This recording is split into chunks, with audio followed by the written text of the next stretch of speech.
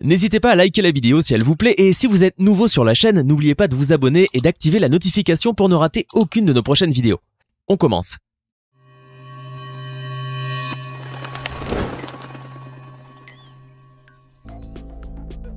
Le monde est très vaste et regorge d'endroits splendides et merveilleux, dont la seule vue a inspiré des générations de poètes. Mais il existe aussi tout un tas de lieux bizarres et énigmatiques que très peu de personnes peuvent se targuer d'avoir visités.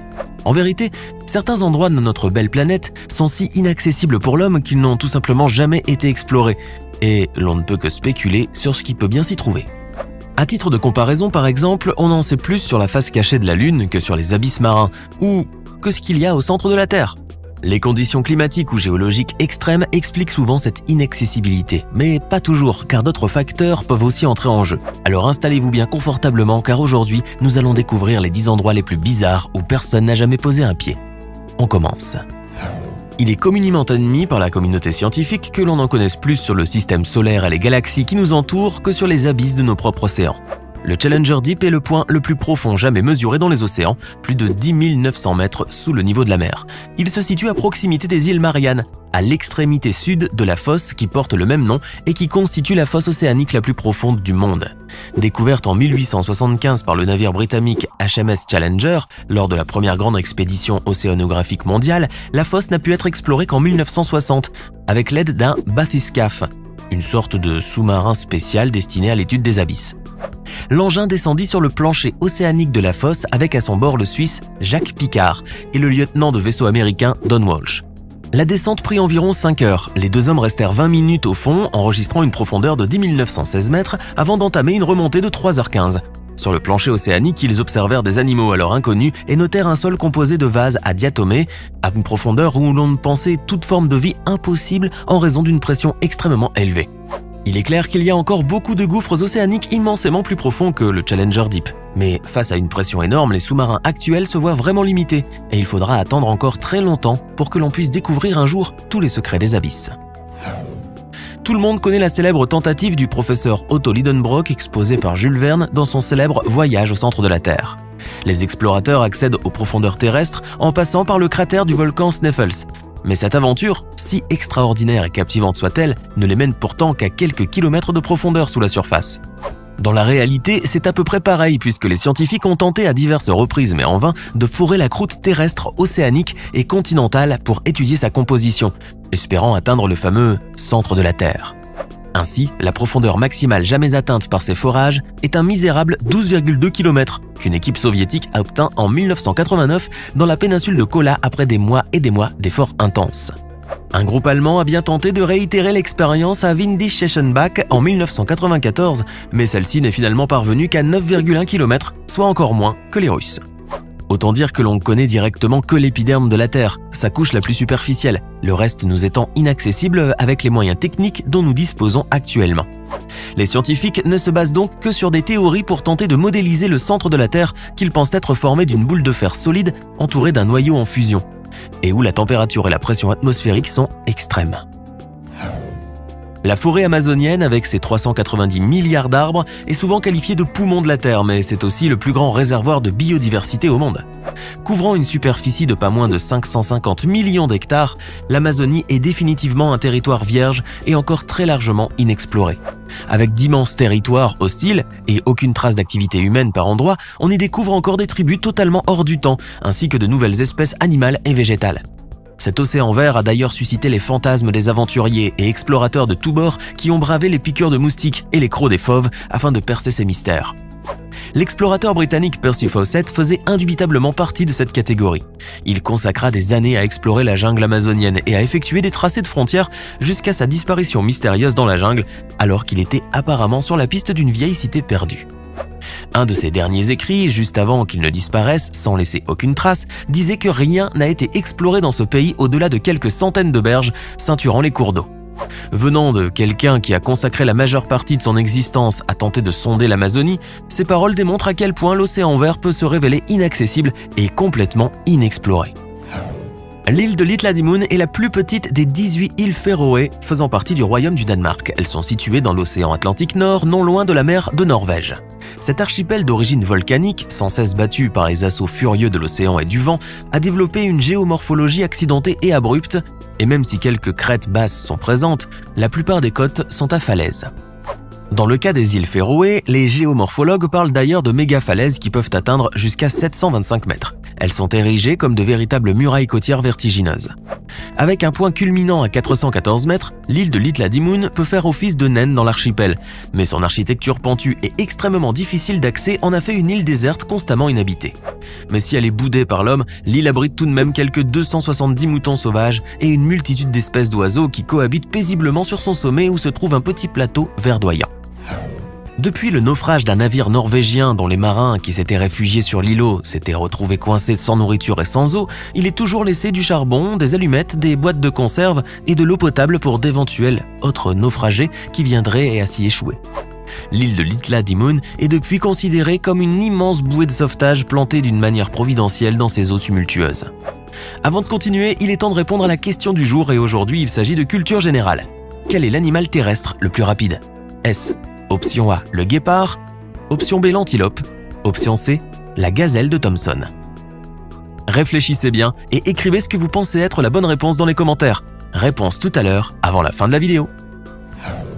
Le château de Houska est un ancien château gothique qui se situe à 47 km au nord de Prague, la capitale de la République tchèque.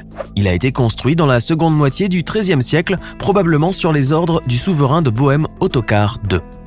Considéré l'un des châteaux les mieux conservés de l'époque, il est aussi et surtout connu pour la légende terrifiante qui l'entoure. Car en fait, le château de Houska aurait été construit au-dessus d'un puits que l'on dit sans fond, et qui serait selon la légende l'une des portes principales de l'enfer. Des hybrides animaux-humains auraient ainsi rampé hors de lui et des créatures d'un autre monde aux ailes sombres volaient à proximité. Une des spécificités du château de Houska réside dans sa structure. La plupart de ses défenses n'ont pas été tournées vers l'extérieur, mais ont été construites vers l'intérieur. Très étonnamment, il semblerait donc que le château n'ait pas été construit pour garder un ennemi extérieur, mais plutôt pour se préserver de quelque chose à l'intérieur. La légende raconte que lorsque la construction a commencé dans le château, on a annoncé que tous les détenus condamnés à mort seraient graciés s'ils consentaient simplement à être descendus par une corde dans le trou et à rendre compte de ce qu'ils auraient vu. Lorsque la première personne fut descendue, elle a commencé à crier après quelques secondes et lorsqu'elle fut ramenée en surface, elle avait l'air d'avoir vieilli de 60 ans, avec le visage complètement ridé et ses cheveux devenus blancs. Plus personne n'a osé descendre à partir de ce moment-là et les villageois ont essayé de combler le trou en y jetant des tonnes de gravats, mais sans l'ombre d'un succès. Ils ont ensuite baissé les bras et décidé de reconstruire une chapelle autour du trou. Le château est resté abandonné jusqu'à la Deuxième Guerre mondiale, pendant laquelle les SS allemands ont occupé le château de Houska et ont mené des expériences surnaturelles dans le cadre du mysticisme nazi. Cependant, lorsqu'ils se sont retirés face à l'avancée des Alliés, les officiers allemands ont détruit toutes les preuves et les documents, et le sombre secret de ce château est resté enfoui très profondément dans le gouffre sur lequel il fut érigé. La Kolyma est un vaste territoire arctique qui se trouve dans les plus lointains confins nord-est de la Sibérie. L'éloignement et l'isolement, la sévérité du climat et les conditions de vie très dures en font un véritable enfer blanc que les soviétiques redoutaient plus qu'aucune autre région de Sibérie. Durant l'époque stalinienne, de nombreux condamnés furent envoyés dans les camps du goulag de la région, ce qui était bien souvent pour eux synonyme de mort atroce. Mais bien avant que ce territoire ne soit connu comme le pays de la mort blanche, des explorateurs russes, chasseurs et aventuriers avaient essayé de l'explorer et de s'y établir, sans toutefois réussir à le faire, car la dureté due à son climat et à son isolement géographique ont toujours eu raison de leur persévérance légendaire. Aujourd'hui encore, ces vastes territoires sont délaissés et pratiquement inexplorés. Et le nom de Kolyma continue de signifier la mort et l'enfer pour beaucoup de Russes. Le Gangkhar Puensum est une montagne à la frontière entre le royaume de Bhoutan et la Chine, culminant à 7570 mètres d'altitude, ce qui en fait de facto le plus haut sommet vierge du monde. Considéré comme un véritable fantasme pour de nombreux alpinistes, son ascension est pourtant impossible, même pour les plus aguerris d'entre eux. Plusieurs expéditions ont d'ailleurs été tentées en vain, car les conditions climatiques extrêmes et des risques d'avalanche les ont stoppés dans leur progression. Mais malgré tous ces dangers, beaucoup de têtes brûlées ont continué à tenter l'ascension de la terrible montagne, très souvent au péril de leur vie, et ce jusqu'en 1994. Cette année avait vu en effet le Dalai Lama, la plus haute autorité religieuse du pays, interdire l'escalade de tous les sommets de plus de 6000 mètres considérés comme sacrés dans la religion bouddhiste. Cette interdiction sera suivie quelques années plus tard, en 2003, d'une autre plus totalitaire et extrême, lorsque le royaume du Bhoutan interdit l'alpinisme tout court, et ce quelle que soit la hauteur du sommet.